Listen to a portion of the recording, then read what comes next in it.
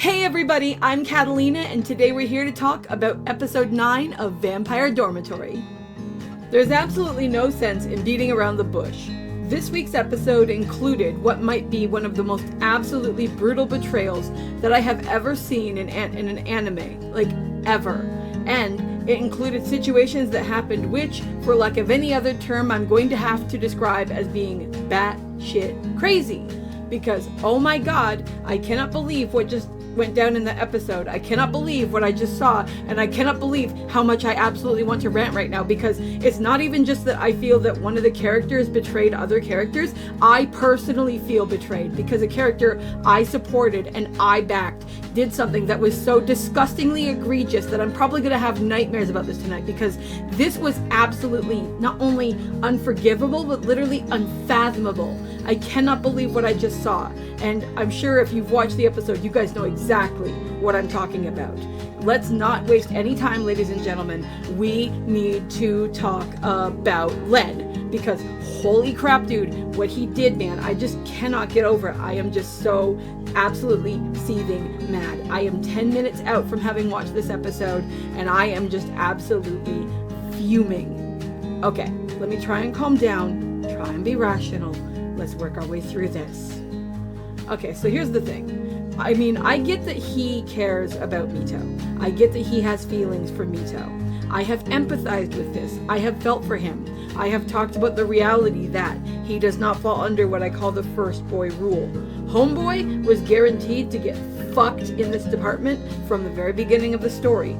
That is the way it is. Life ain't fair. Sometimes things happen, and in a love triangle, there's always somebody who winds up not happy. But the thing is, from seeing what he's done in this episode, and from seeing the fact that this wasn't some strange coincidence, this wasn't an accident, this wasn't a misunderstanding, this was a conscious choice that this man made, it's provable by the very action that he took, that he does not love Mito.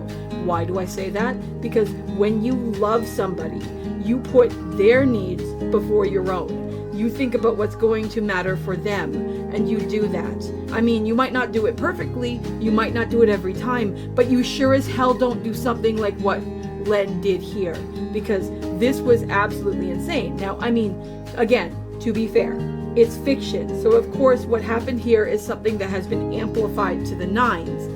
But still, this is the kind of thing where he robbed the person he claims to love of their own individual autonomy and agency in one of the most disgusting displays I have ever seen. And there is no way anyone will ever convince me from this point that this man loves this woman in any way, shape, or form. Because when you love somebody, you do not do things that are going to permanently hurt them. And you do not do things that are going to violate their trust in a way that they will never be able to love you in return. Again, to be fair, I don't think Mito's ever actually had feelings for Len. I think Len's been kind of barking up the wrong tree the entire series, but that is beside the point. What he did to her was absolutely atrocious. The next thing we have to look at is the reality that, yes, Len has been through some shit. I can understand where Len is coming from. Len doesn't want someone else to leave him behind.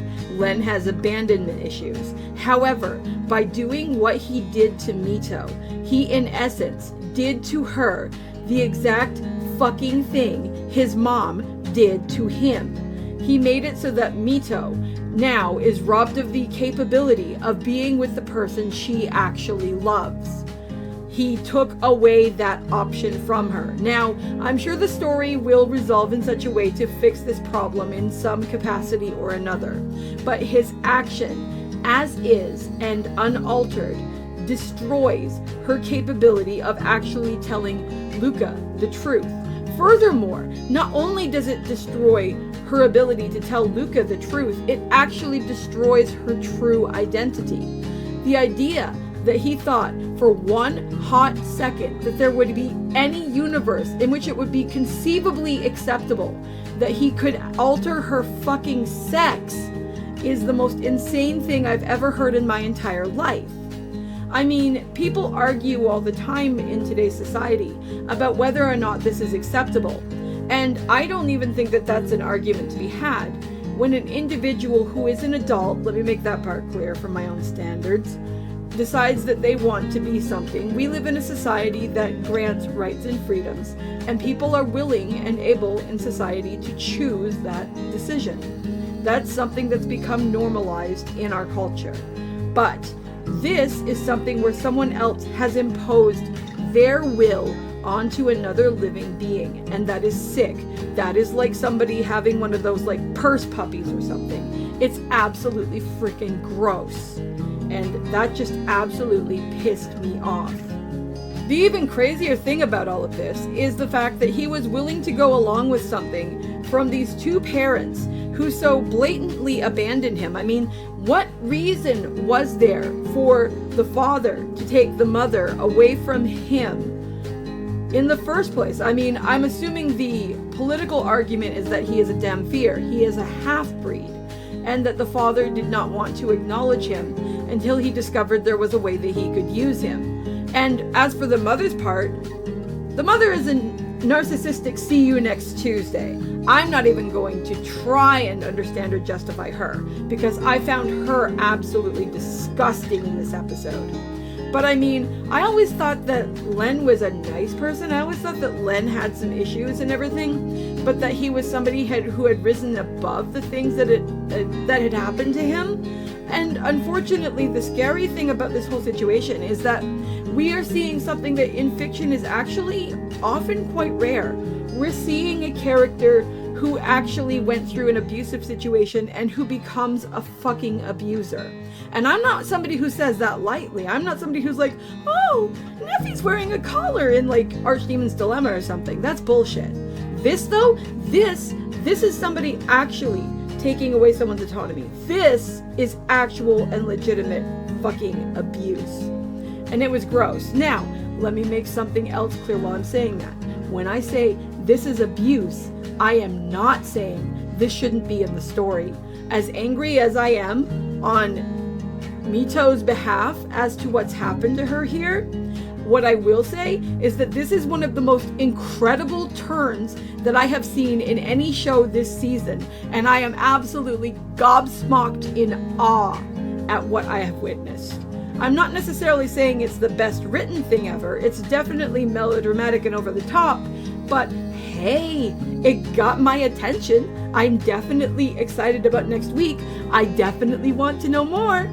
But let's get off of this heavier topic and move on to a few things that are slightly lighter and slightly a bit more chill. We did see in this episode that Ruka finally had the nuts to actually tell Mito that he has met his destined mate, which of course we know now and she knows now means that she is literally supposed to be his destined mate. Why she didn't just flop the wig off and go, "It's me," I do not know, and I wish she had, but then we wouldn't have a plot, so it is what it is. But I mean, like, it's interesting to see that he's starting to see her when he looks at Mito and stuff. That's really funny, and it definitely makes for an interesting motif, and they did a great job with it in the art design and everything. I wonder just how they're going to deal with this now. I mean, I will give Ruka this as well. I mean, at least when he tells Mito that and everything, he wants Mito to stay around and stuff. I don't know whether I would support that if Mito wasn't actually like Mito herself, because that's going to be a wild trip. And if it was an actual person, I think that would be a cruel thing to ask personally. The worst thing on earth is being in love with somebody and them being in love with somebody else, them knowing you're in love with them, and them wanting you to stick around even though they don't like you. Fuck off. That is absolute garbage. I'm sorry I'm cursing a lot today, but this stuff makes me so mad. But like, wow. I wonder also whether Komori is going to be able to give any advice or help or assistance or anything else that's going to be able to sort this mess out. Because I'm not so concerned like who's going to rule the vampire lands. They haven't done enough world building for me to really give a shit about that.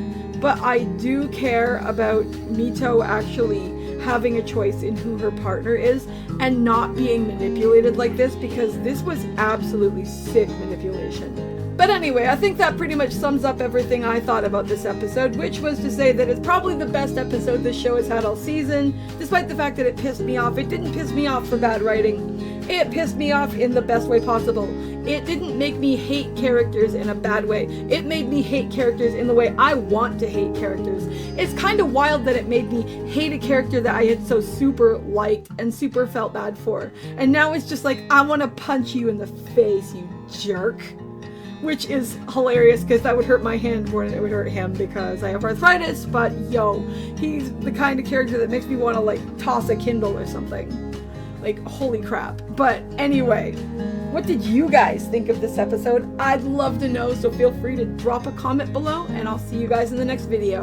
Talk to you later. Bye!